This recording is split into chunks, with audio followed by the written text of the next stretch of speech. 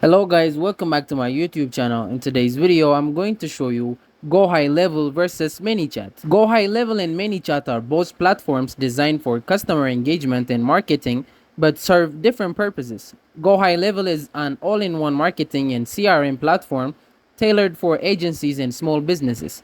It offers features such as lead generation, sales funnels, email, and SMS marketing, and customer relationship management, allowing users to automate workflows and manage customer interactions from one platform. ManyChat, on the other hand, is a chatbot platform focused on automating conversations through messaging apps like Facebook Messenger and Instagram.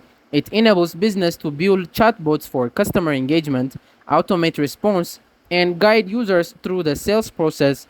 GoHighLevel is ideal for agencies seeking a comprehensive marketing solutions, while ManyChat is best for businesses wanting to enhance customer support and engagement through chatbots. So that's it. Thank you guys for watching this video. If this video was helpful, don't forget to like and subscribe to my YouTube channel.